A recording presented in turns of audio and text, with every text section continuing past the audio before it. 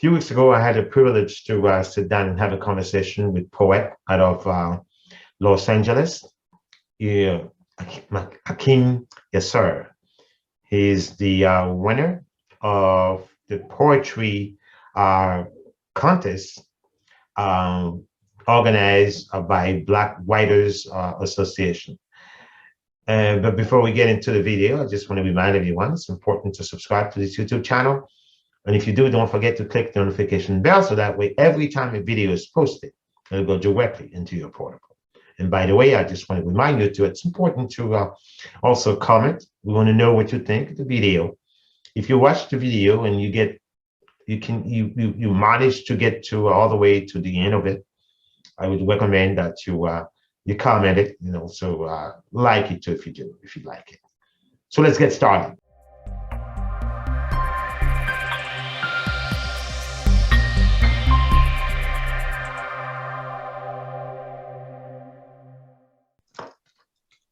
My name is Ardan Ismail, and I'm here this afternoon with poet Hakeem Yasser from the Los Angeles area.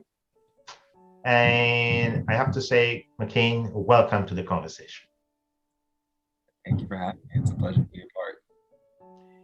Okay, so Hakeem, would you please tell the viewers of CSMS Magazine who is Hakeem Yasser? Yeah, so I am a poet from Los Angeles area. I am originally from an area called Palmdale, California, which is an area within LA County that's about an hour north from the main city. I was raised there, but my mom's side of the family is from Los Angeles. So my grandparents, aunts, uncles, cousins. And so growing up, even though I was in this, smaller desert city, my mom was the main caretaker of my grandparents when me and my brother were born. So oftentimes we would go down to Los Angeles pretty often. So I definitely have a Southern California identity, I would say. Okay. Born and raised. Okay. So I have to also congratulate you for winning the poetry prize. And I have to say that I am I'm fascinated about African American literature, and also when it comes to those poets also. But there's a unique reason why I have fallen in love with African American literature, because of the fact that it's a literature of resistance, which reflects exactly what you have here. You said you belong to a group called Lighthouse Dark Room. Could you please explain that to the viewers, what it is exactly, what the group does? Definitely. So Lighthouse Dark Room is an artist collective that was started between me and some very close friends of mine, all from the LA area. Not originally, but we all ended up there by one way or another. And essentially, it's an artist collective meant to really delve into radical vulnerability, creative development, and creating safe and empowering spaces for artists who identify as Black, Indigenous, people of color, queer artists, as well as artists with disabilities. And it was an attempt between those of us who had relationships from college, looking to find ways to build our own community, especially during the times that we face this past year and a half. Where it seems like the world is set aflame, and there's always something happening every other minute, every other second, but finding ways in which to utilize art as a means of empowerment, means of connection, and by providing us spaces based off our experiences and also our backgrounds and skill sets to be able to each other up.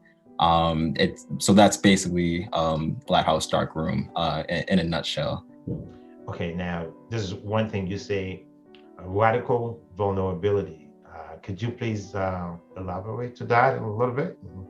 Yeah. So the concept of radical vulnerability, I would say, really takes a page from a like a womanist framework, Okay. uh, essentially leaning into this idea of being able to create connection and create space Right. that is meaningful for folks to be able to show the parts of themselves as they truly are, and to be able to hold that in a way that allows folks to step into their truth, Right. but also the power that's inherent with that. Because oftentimes we often have these walls that we hold up as a means of protecting ourselves, Mhm. because whether regardless of identity or personhood, there's certain things that exist within the world that possess certain threats to our existence, right? Whether it be threats to our blackness, or threats to our sexuality, or threats to our gender. Mhm. And it's one of those things where finding spaces and ways to open up as a means of acknowledging and healing the ways in which the world traumatizes us and heals us within systemic, living in these Right. I societies of understand. systemic I- oppression. Mhm. That's kind of like the idea of like radical vulnerability, is actually giving ourselves time and helping create skill sets to be able to do that more regularly. Okay. All right. Now, there's something that you always talk about, Black resilience, which is something also that I see in your background. But some folks tend to identify this as a way to say, well, young Black male in particular, I have two of them in my house. So, always angry. Somehow society has, they've been overlooked, has overshadowed the potential, or the God-given potential to Black men.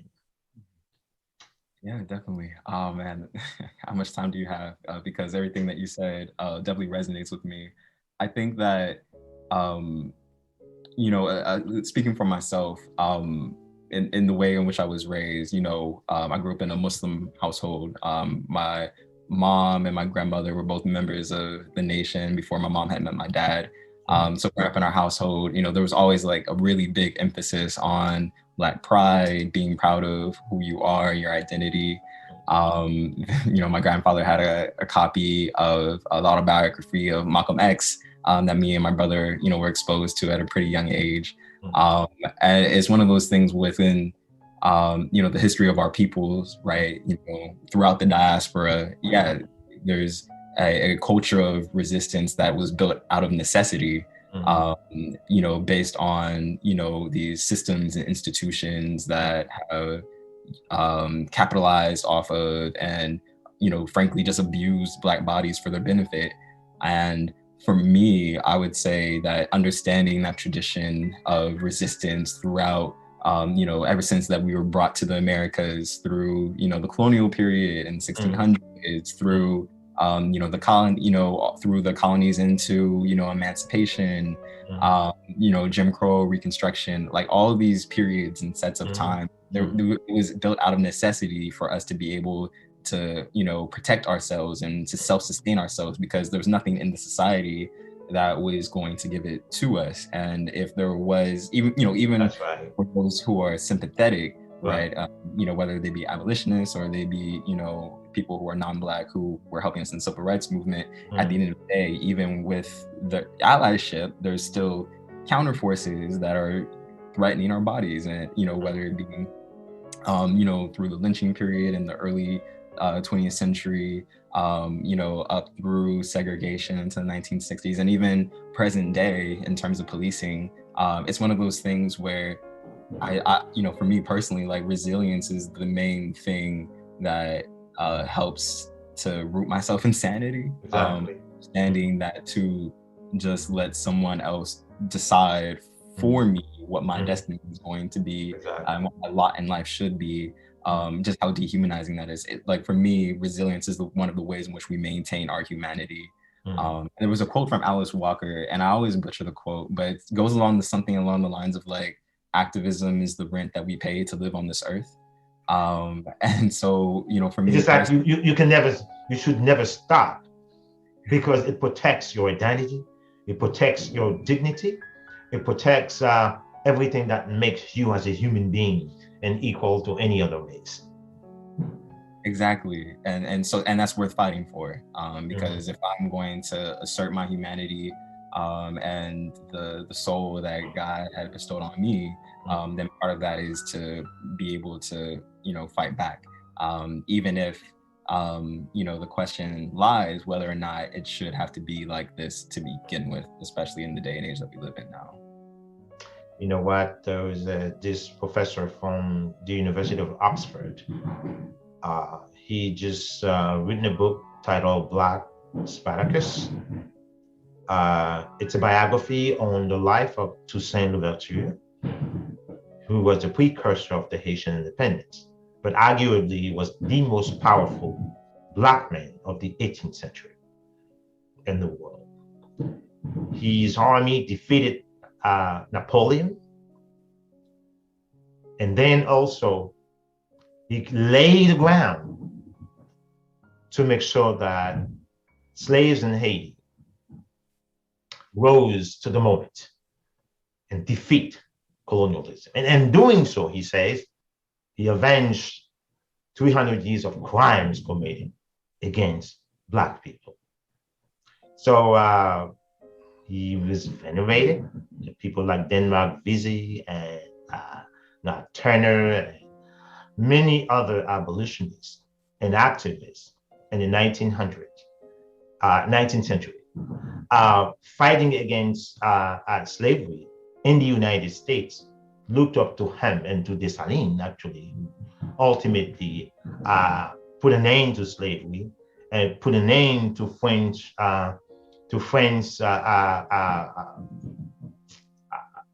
envy of returning to Saint-Domingue and occupy the island. So Dessalines ultimately defeated the last bastion of the French army and declared the country independent. And then when Thomas Jefferson said of him, he was one of the brutal men that the Caribbean ever produced. He said, well, and in response to Jefferson, he said, you know what? I never intended any white person to really like me or like the Blacks from Haiti. Yeah. Because our independence was conceived not at some negotiating table. We beat back 300 years of slavery, of humiliation. We rose from the yoke of slavery and declared this land independent from anyone. So then he said, you know what? In response to Jefferson, he said, I see when you come down to Haiti and you pretend to like so many of us and trade with us. And then in your country, you chain Black men. So that was one of the reasons why Frederick Douglass, who actually went on to become the first U.S. ambassador to Haiti in 1887, he said that one of the things he likes about the sons and daughters of the island of Haiti was the fact that it was the land of dignified people. So any attempt to try to force them back into slavery will met with strong and the toughest of resistance. This is what marked the entire 19th century of Black resistance, and a little bit more of history in 1900 in London, which was the first conference of Blacks around the world.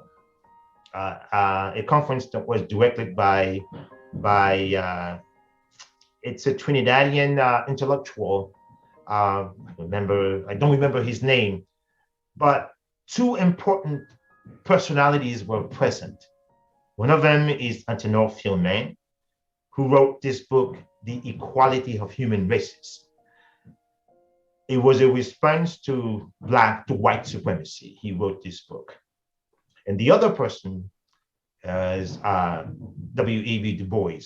He was very young. He was 33 years old, but he made a tremendous speech. He said it was a great disservice to humanity. In 1900, Black people represent pretty much half of the world population. And to deny a person the opportunity of an education based on the color of his skin is the greatest of crimes. There was this powerful speech that he made, and which historians claim that it was the beginning of the negritude movement, which is Black pride, Black Renaissance, with so many intellectuals from sub-Saharan Africa, from the Caribbean, and from the United States, obviously. So I'm sure you know about Du Bois and his ideology, his militancy, and his fight for racial equality of this country. He himself was of Haitian descent. His father was Haitian. So, and then I mean, it has been a long fight, but we're still in the trenches. We're still in the trenches. Yeah, no. Yeah, I have to tell my two sons every time they walk out this door, I have to make sure that they safe. And once they get to destination, they have to call me to say, "Papi, I'm okay." Mhm. I mean, could you believe it? 2021. Right. The question of survival when it comes to young Black male, it is really something that has to be addressed to, not just intellectually, but just like you said, it has to be backed up by some militancy to make sure that society clearly understands that unless you create an inclusive society, there's always going to be strife. But let me ask you a question. The question I'd like to ask you, back in 2020, during the mass protest on the wake of George Floyd assassination, I call it an assassination, quite frankly. Not too far.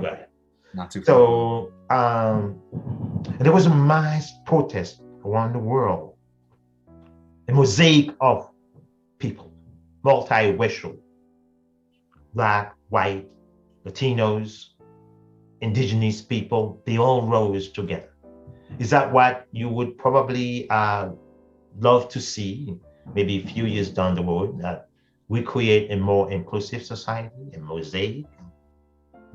I think that, yeah, I think definitely that having the multicultural wealth that, lies within America, right, where you have basically people from all over the world, first generation, second generation, whether they be immigrants, whether they be refugees, whether they be native born individuals, right? There really is something very special and unique about the diversity that exists within the United States. Right. And I would say, in the wake of, the death of George Floyd from last year, it was very striking to see just how en masse everybody showed up. Mhm. Across those different backgrounds. During the time in LA, there was literally like upwards of hundreds of thousands of people that were mobilized. I watched that. Protests, whether it was one of the first protests that was launched off near Pan Pacific Park. There was another protest down in Hollywood where it definitely eclipsed 100,000 people. Wow.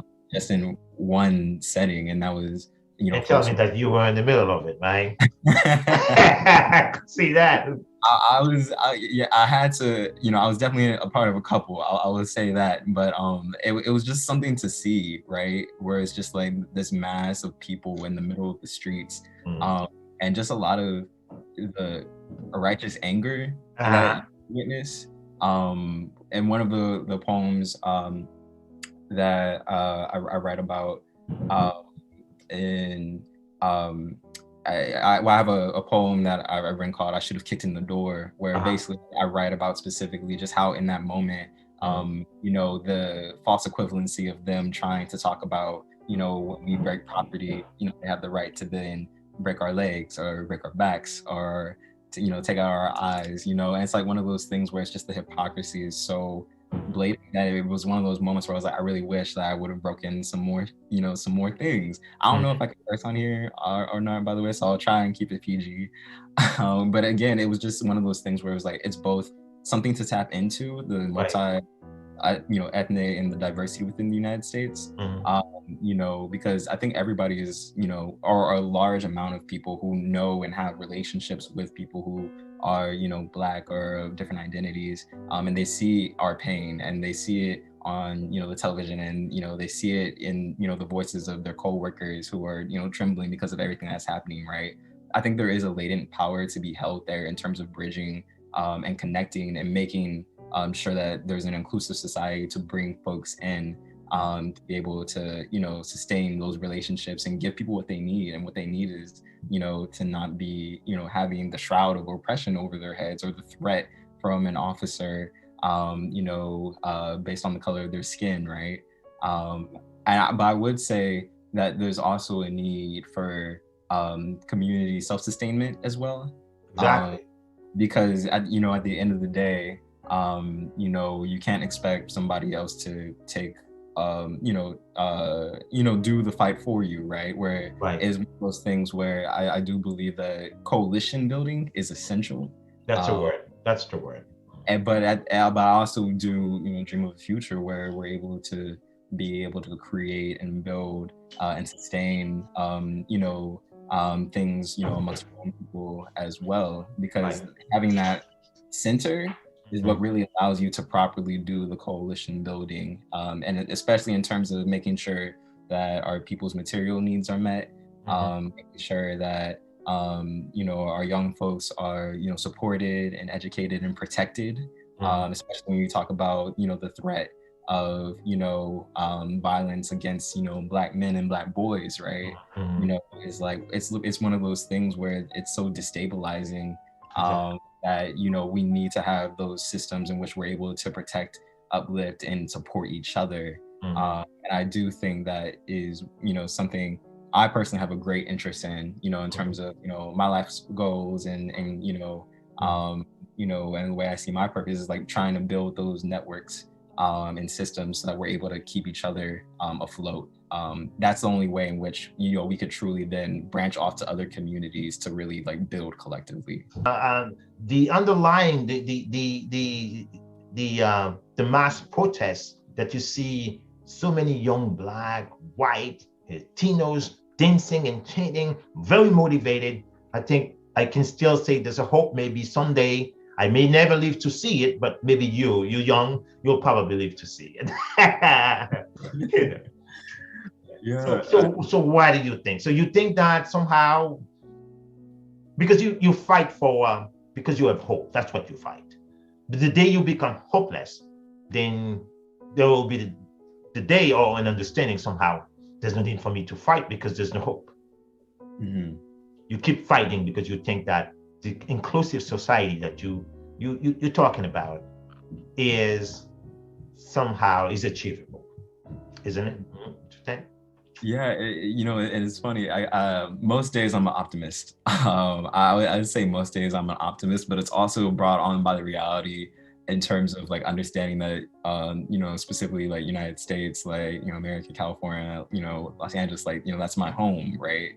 And so this is the place where I see myself, setting roots, and this is where my family is and all my friends are. So it was with the understanding of like I'm an optimist that things can potentially get better, while also understanding that it's one of those things I have to aspire to, because it's like this is where my roots are, and it may not get to your similar position, it may not get better within my lifetime either, but it's one of those things that you have to at least aspire to. I would say You know, and especially thinking about the ways in which people like build connections.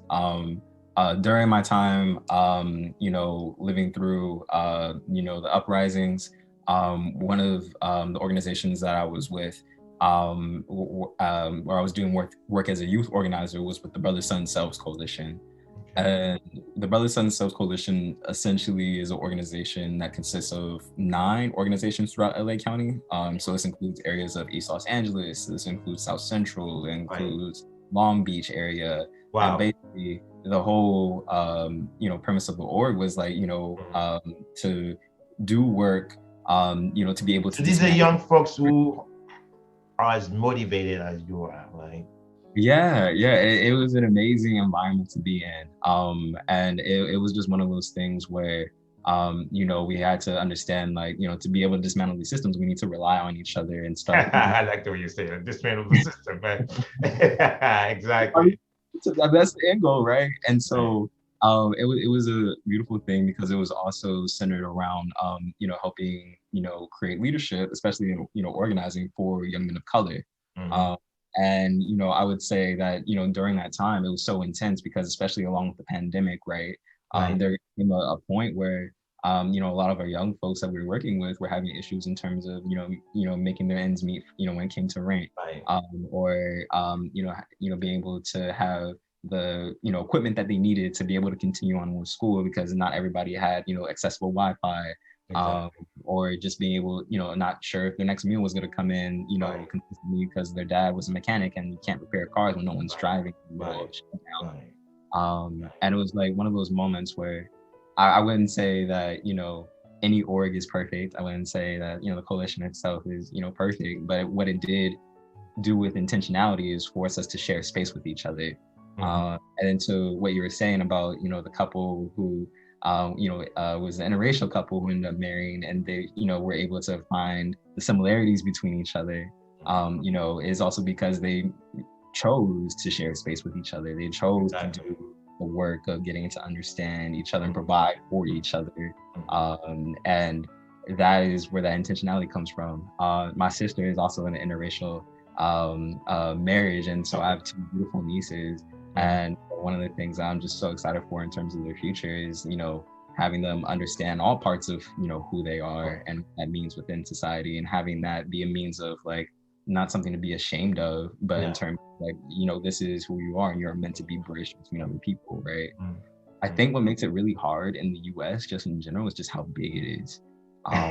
It is me so me and my brother, just you know, last month we had gone on kind of like a little cross country Mhm. road trip. We took an Amtrak train to go visit some friends and family in Chicago and St. Louis. Wow. And you know, one of the you know, despite the, you know, despite the trip going a little sideways when our train engine shut down, you know, one of the things that you know, you just notice Yes. as you're going through the country, Yeah. whether it be on train or bus, is just the massive size Yeah. of it.